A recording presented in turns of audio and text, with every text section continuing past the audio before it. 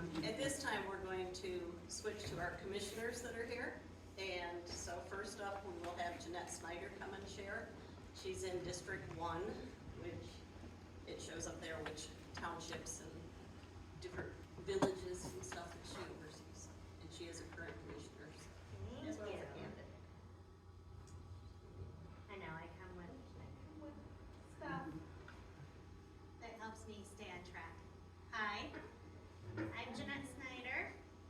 I currently serve, oh, I'm short too. I currently serve in District 1. My joke is I'm number 1, so everybody remembers, but that's my joke. So I just want to say thank you for having me, and thank you for doing this and being involved, and for the treats. And I want to say on behalf of Scott, he is the type of Midland County employee that we like to have. He comes and talks to me. He's not shy, so he's outspoken, and we have similar values. I will say I probably am probably the most conservative commissioner on our board, and I think my board members would probably say the same things. So I have full confidence in Scott, and if he doesn't know the answer, he's going to find out what it is. But I think he will serve our community well, and I appreciate him. I worked alongside him now for going on 8 years. So a little bit about me. I don't have an elevator speech. It's been about 8 years since I've had to campaign. I am opposed this time, and so I'm doing a little more speaking engagements. So I've lived in Midland about 29 years. I grew up just in Comm, so I didn't go far from home. I just came over to Midland, attended Delta College, and then I later went to Northwood. I have a dual bachelor's in marketing and management. I've been attending Midland Baptist Church for 28 years. That's where I met and married my husband. We raised our kids there. I have a 19-year-old and a 21-year-old. So very involved. I've always been community focused. I serve a lot in my church, so we have choir and nursery and funeral meals. Someone's always dying or getting married, so there's a lot of food to make there. So I do a lot behind the scenes. I've always been a volunteer behind the scenes. Full speed ahead, I moved to Sanford. I realized we had some dam issues before dams were cool. So I got involved with the Sanford Lake Association and became president of that. I volunteer at my township as well. I've always done a lot there in the community.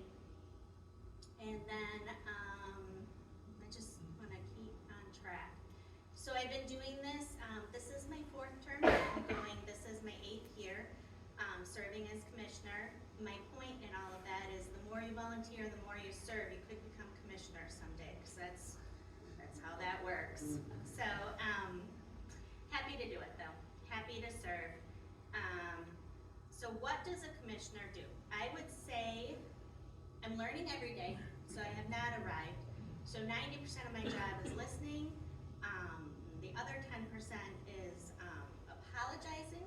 The level I'm at, I apologize to people because they're really looking for someone to hear their story, and then I support my team. We have an amazing team at Midland County. We have approximately 311 employees, and anytime I'm asked to speak, I go to schools sometimes too. I like to educate on what a county commissioner does, because when I door knock, that would be my first question. Well, do you know what your commissioner does? Or do you know what a commissioner is?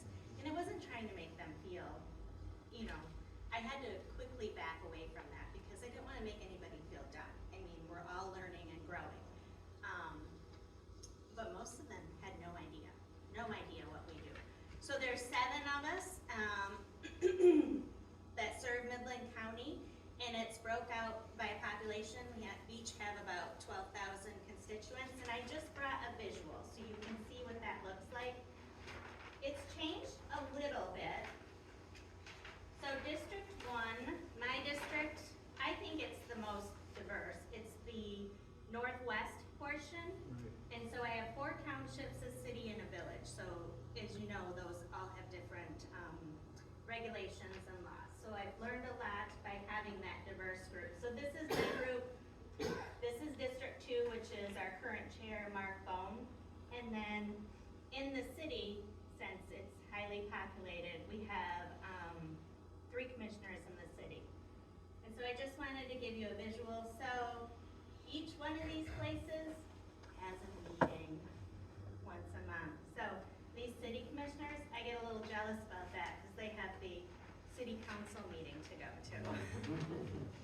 I tease them. We have a good relationship. I got a little emotional at our last meeting because our board is gonna change. We're for sure gonna have 3 new commissioners because they're retiring. Because I don't know if you know, but legislatively, it used to be 2-year terms and now it's 4. So that's good and bad, but a lot of the commissioners that serve, they're older and they're retired and they're not sure if they wanna commit to 4 years, frankly. So one of my good friends, Steve, is decided to retire because if he stayed, that'd put him to 80 and he wants to enjoy retirement.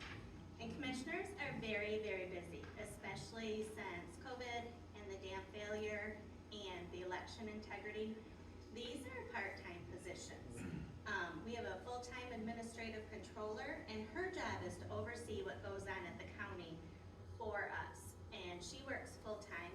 And then we have department heads for as well. So commissioners, we read the contracts, we go to meetings, and we listen to what people tell us, and then we make the heavy decisions. That's how that works.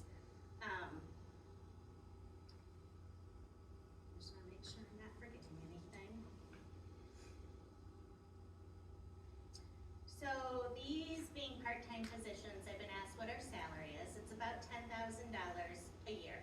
And we can make some additional meeting pay if we go to meetings and mileage. So it's nothing glamorous, it's just something we do to serve our community. And I would say I probably put in 20 to 30 hours a week. It used to be somewhere around 8 to 10. So I'm gonna read our mission statement and elaborate on a little bit. It's long, I'd like to revise it, but our mission statement is to perform our legally constituted county government responsibilities, which are to protect the health, welfare, and safety of the residents of our community and our employees. The board will demonstrate fiscal responsibility, maintain credibility, and build public trust, and assume leadership in the development and improvement of county services and programs. The board will provide for the delivering of essential services through cooperative interaction with all county elected officials, other units of government, and community agencies. So is that clear as mud? Okay, so I'll work with Scott, and he's in the sheriff's department. I'll oversee his budget, but I'm not his boss. Does that make sense? But I'll approve what your budget is. Keep it low. I am thankful that Midland is pretty conservative and we have a lot of foundations. And so the commissioners also go over all the millages. So you as a voter say, yes, I wanna, I'm sorry, I'm getting away from the microphone. I hope you can all hear me. I'm a mover and a shaker. So we have senior services. You vote and say, yes, this is good enough where I wanna spend my tax dollars on it. And then it's approved for like 0.5 mils. So the commissioners, senior services will come in, they will give their presentation, they will say why their budget's at, what it's at, and will you let us have our 5 mils? Or will you let us have 0.48? So thankfully, the commissioners look at each one of those, and we don't have them, most of them are not approved up to the full millage. We like to keep the taxes low, so on the things that the voters approve and say they want to pay for, the commissioners still look at that, meet with the people, and usually make it lower than what it is based on the budget. So the budget for Midland County is about $78 million, about $38 million tax dollars, and then the rest is grants, and we do have our foundations in the area that really provide a lot. So we had a complete courthouse remodel, and it was was decided to, keep the look of what we have downtown. It was $8 million, I don't know if I've said that, but we didn't use any tax dollars for that. It was completely done on donations and with the foundations, and that's huge. That is huge. And, you know, it was a team that worked on it, and it was a really good project. So what are some of the things in the county? What do I have oversight over? Really anything you can think of. We mentioned the jail and the sheriff. Again, not over those, but you know, we make decisions on what happens with those entities and what we're gonna do when the jail is paid off and where we're gonna use that money. Our drain commissioner, our treasurer, our clerk, parks, county connection, Pinecrest. We work, what did we do just the other day?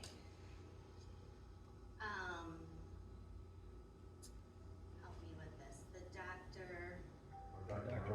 Yes, there's so much stuff that happens. I find it so fascinating, really. We're in charge of that. His position, which is to do the autopsies and medical examiner. Thank you, I don't have it in my notes. I went for a ribbon cutting this morning. We have Salt Spring in Sanford. That is just amazing. It's been a full day and it's Saturday. It's supposed to be that way. But he's our new medical examiner, and the commissioners get to pick who that is and appoint him. And I just think that's very exciting. You know, we can talk to people, read the contract, and then between the 7 of us decide on our medical examiner. I didn't know that was part of our job. Like, so I just think it's great.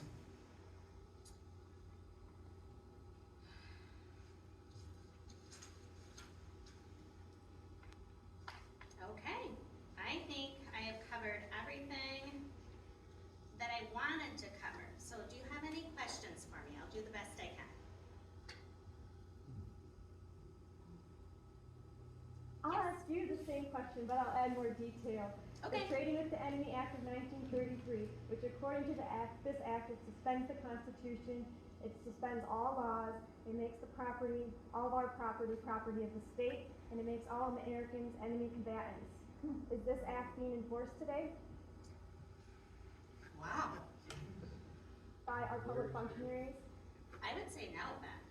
Yes it is, I'm pretty sure. So if it's not being enforced, when is the state going to give us all of our property back and release the absolute titles back to us? Yeah, I Because don't right know. now, we just have warranty deeds, we don't have absolute title. Right, so I work at the county level, but I would like to see a copy of that as well. May I ask her a question?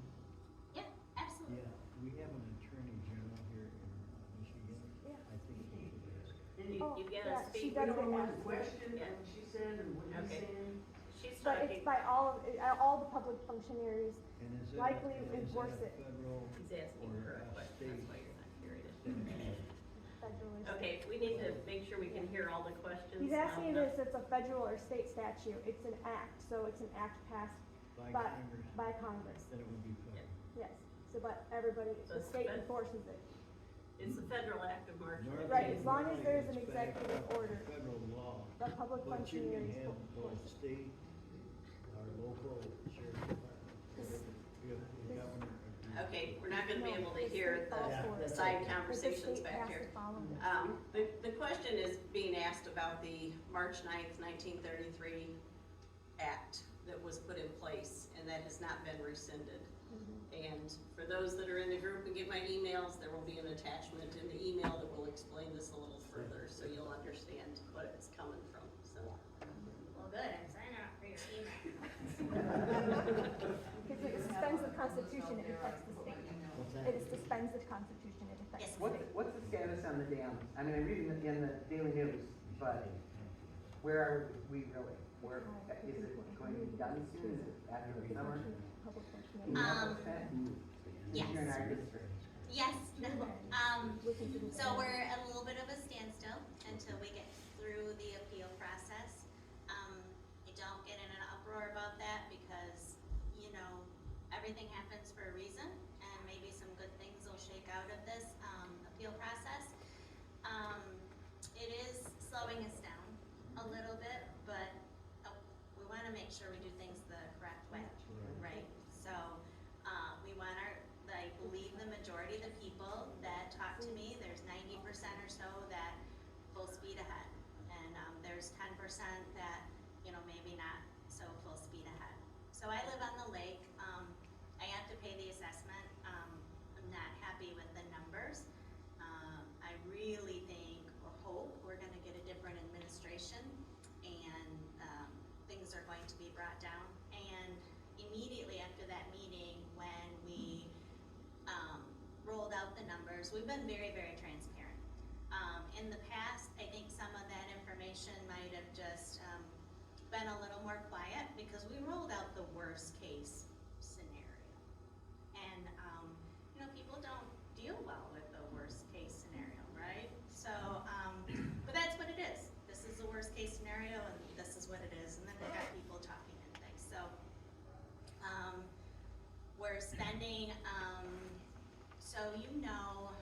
3 of the dams are in Gladwin County and 1 is actually in Midland County.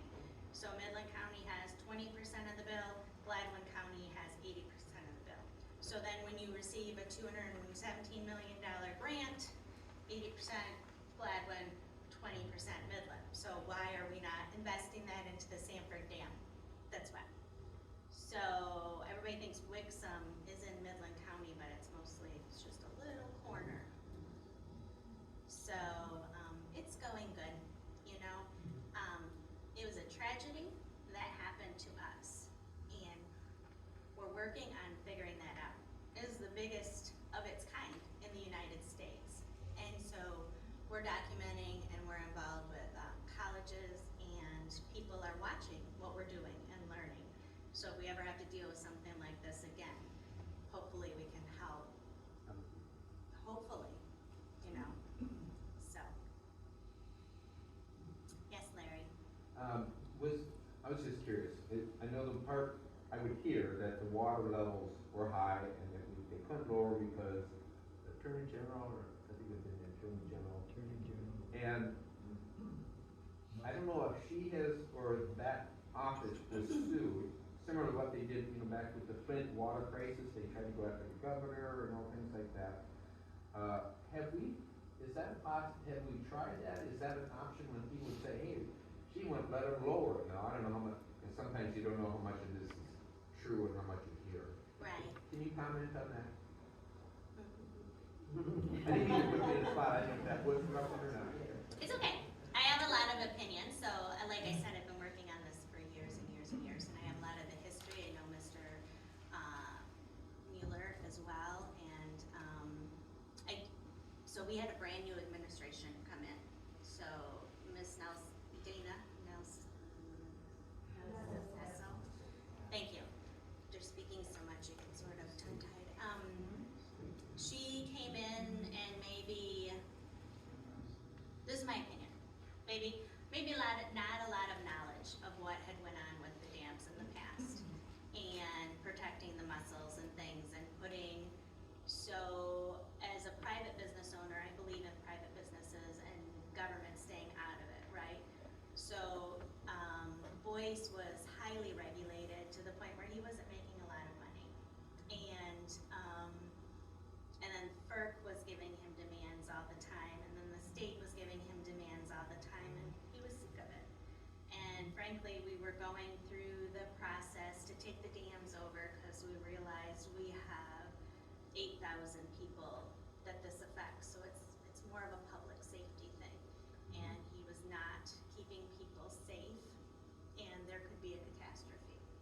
And so we were in the process of condemning the dams and taking them from him.